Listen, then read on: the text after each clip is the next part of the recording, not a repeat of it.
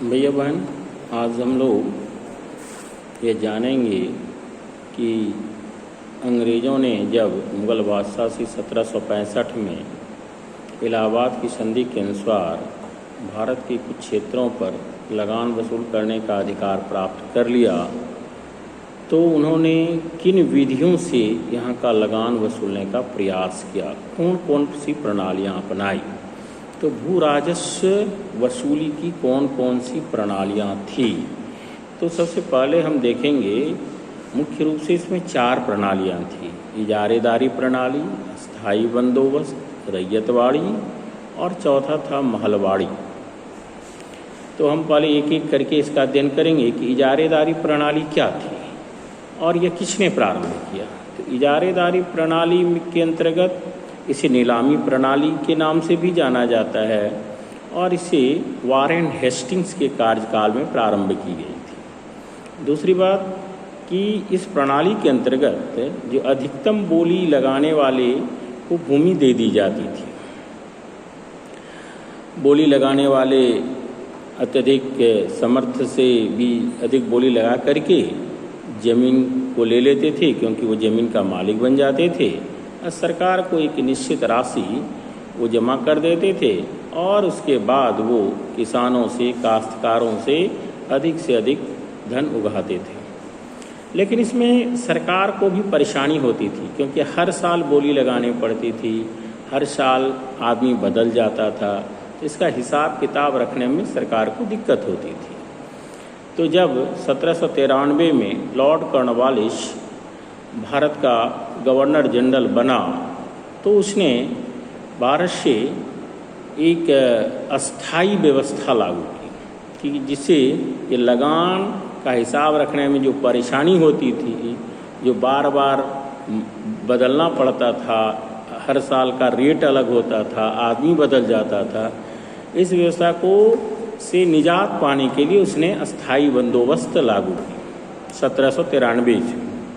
और यह बिहार, बंगाल और आंध्र प्रदेश के तटीय क्षेत्रों में इस व्यवस्था को लागू किया उसने। इसमें होता क्या था कि जमींदार और कंपनी के बीच, यानी ईस्ट इंडिया कंपनी और जमींदार के बीच में एक समझौता होता था कि वो प्रतिवर्ष एक निश्चित राशि सरकार को दे। तो ये होता था कि वो जमींदार जो बन गया जिस क्षेत्र का, वो एक निश्चित राशि प्रतिवर्ष सरकार को देगी। ये सरकार और जमींदार के बीच में समझौता था। और फिर जमींदार उस क्षेत्र के किसानों का मालिक बन जाता था, क्षेत्र का मालिक बन जाता था। सपोज करो कि सरकार को भागलपुर के एरिया का पूरा टैक्स वसूल करना है, तो भागलपुर की ज़मींदारी किसी को सौंप दी और वह व्यक्ति जो ज़मींदार बना वो क्या करेगा, एक निश्चित राशि सरकार को प्रतिवर्ष क्या करेगा, जमा करेगा। और उसके बाद वह क्या करेगा, यहाँ के किसानों से लगान वसूल करेगा हर सालाना, और वह ज़मीन का मालिक बन जाएगा, ज़मींदार। तो क्या हुआ कि सरकार टैक्स किसानों से ले रही है, लेकिन किसके माध्यम से, ज़मींदार के माध्यम से। और ज़मींदार और सरकार के बीच एक समझौता हुआ, यानी ईस्ट इंडिया कंपनी के बीच।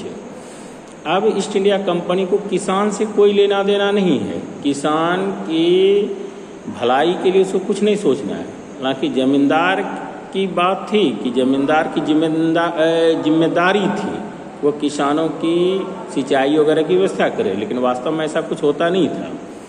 वह किसानों से अधिकाधिक टैक्स वसूल करता था। जो राशि सरकार को निश्चित होती थी वो दे देते थे, शेष राशि के द्वारा अपना ऐशो आराम की ज़िंदगी जीती थी। जो किसान समय पर टैक्स नहीं देता था उसको उस क्षेत्र से, उस खेत से बेदखल भी कर देता था। ये अधिकार ज़मींदार को था, क्योंकि वह ज़मीन का मालिक बन जाता था। तो इससे मुख्य रूप से अब किसानों को यदि फसल नहीं हुआ तो अपने खेत को बचाने के लिए, ज़मीन को बचाने के लिए, चूँकि सरकार ज़मींदार को टैक्स देना है, तो अपने ज़मीन को बचाने के लिए उसे क्या करना पड़ता था, कर्ज लेना पड़ता था महाजनों से। तो किसानों की हालत दिन प्रतिदिन इस व्यवस्था के कारण क्या होती जा रही थी, खराब होती जा रही थी। और ज़मींदार का एक ही उद्देश्य था कि किसानों से अधिकाधिक टैक्स वसूल करना। आज हम लोग मुख्य रूप से इसी दो व्यवस्था के बारे में देखेंगे।